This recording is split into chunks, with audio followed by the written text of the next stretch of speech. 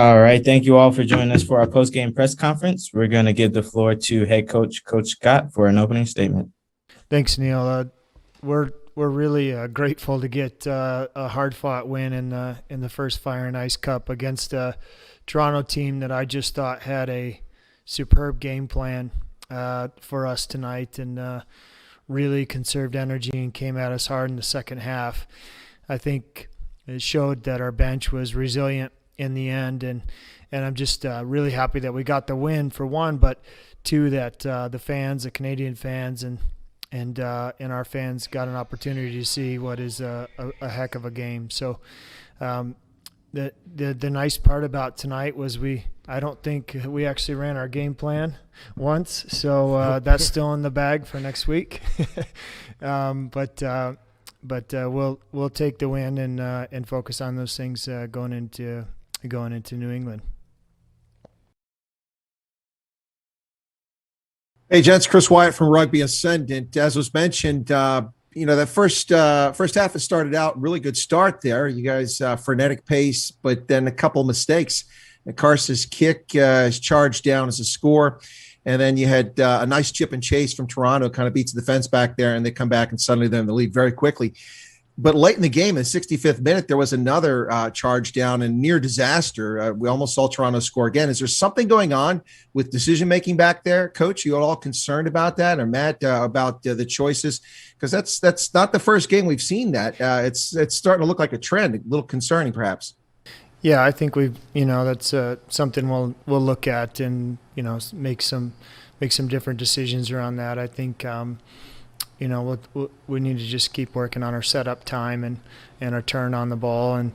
And I think there's some other, there's 14 other players in play there that can also buy time for that kicker as well. So there's a lot to do there.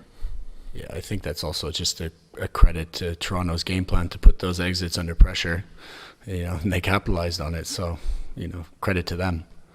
No, absolutely. They really did do an impressive job there. It was a little bit nervous watching as it was unfolding. I'm sure it was tough for you on the pitch as well. But a quick question in the first half there with that sunshine. Was that tough for the Rattlers? Because you had that sun in your face. Did it make a difference in the first 20 minutes or so? Not really sure. I think I won the toss and I elected to kick. That was something we'd worked in the kickoff. We figured we'd put it under a little bit of pressure and get an early launch. I didn't really think that it would be that big of a factor. I think most of the guys are pretty comfortable playing at home. They understand that there's a bit of sun. I don't think it was too much of a factor, but yeah, something to consider next time. And just another follow-up question real quick here, gentlemen. Are we going to have to start calling the Rattlers the cardiac kids? You can't go to the loo. You can't get up and leave the game for 5 seconds because it just changes on a dime every time.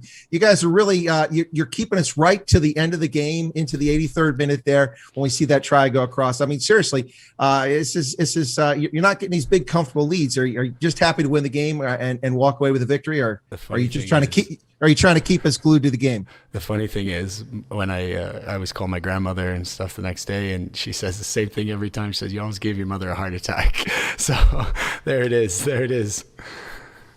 Thanks, gentlemen. Next is Chris Wyatt with the follow-up question. Yeah, Coach, very quickly, I noticed that in the first half and into the second half, your rolling maul is on it again. You guys were just amazing coming off that, getting tries off that rolling maul. But the impression wasn't late in the second half, you seemed to lost a little bit of steam, or Toronto adjusted and were able to hold your maul up a little bit better. Are you pretty happy with that? It seems to be very successful for you, and you scored tries off it again today. Yeah, I think it's whenever you're, a maul is a great weapon to have. I think to their credit, Toronto adjusted really well. They started to get in a bit earlier. Didn't really wait for us to get to the ground before they engaged, which was, they were able to get in, and you could see the change in height in the maul in the second half. And that was a result of just some good adjustment on their part. Marco Janssen van Rensburg gets a brace, and we saw Jason Dam with some great steals over the ball, a couple really important turnovers. And then once again, Marco Keefe, he had quite an amazing 50-meter run there for that try. It seemed like he was a bit out of gas after that. Is he okay? And are you happy with these performances tonight? I think he's okay. I think he's just, he's going to get some extra time with the strength and conditioning coach this week. Unlucky.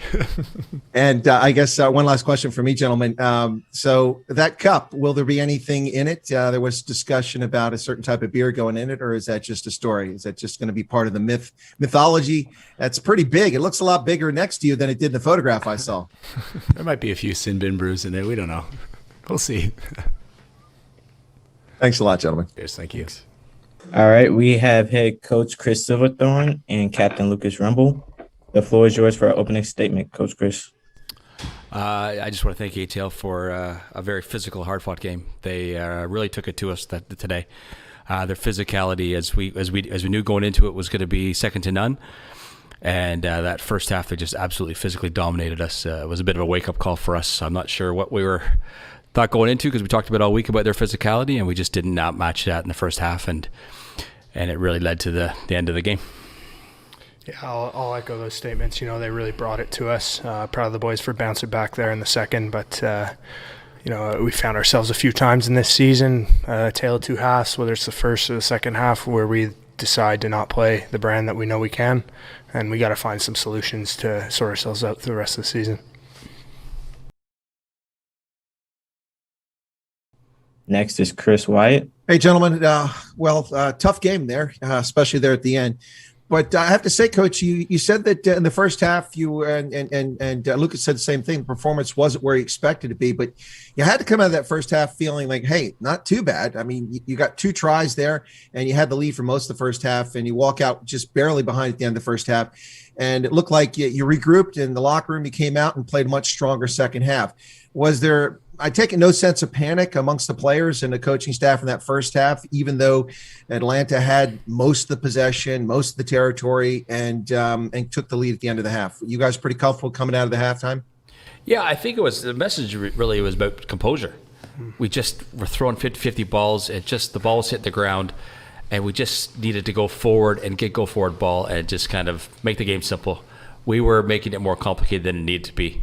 And that's something we just kind of talked about at halftime, and then matching the physicality. We just needed to match the physicality, and I thought we did that. I thought that first scrum in the second half, where we pushed them over the ball, was a good tone, and that led to our first try. So I mean, yes, it was a very big deal. But the impact subs, to me, that's a great performance they put in. We changed the entire front row at 50. They came in and had a hell of a performance. And the rest of the subs that came in, Spencer Jones came in as well at halftime and did a great job. Just some go forward ball and some physicality that was needed.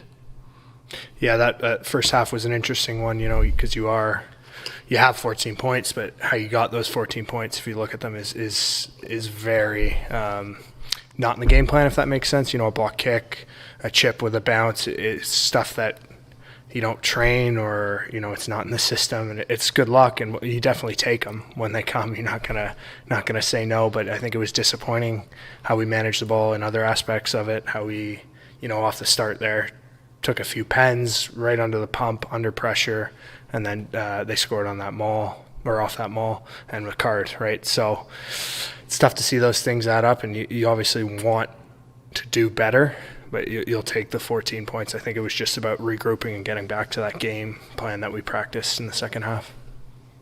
Well, you mentioned the lucky bounce, but you did get 2 tries off the chip and chase game. Is that something you guys put a lot of time and effort into? Because they both, even though it was a good bounce on the first one, we saw that Ben Lesage got the offload and scored, and then later we saw Gaston Mira score after these very lovely chip and chase. Is that part of the game plan? I know the lucky bounce isn't part of the game plan, but I mean, is this something you put a lot of time into? Yeah. Our attack coach, you know, we preview every team we play, obviously, and you know, with a team like Atlanta, their connections and their line speed is quite good, and they get that by putting an extra guy in the line, which leaves space somewhere.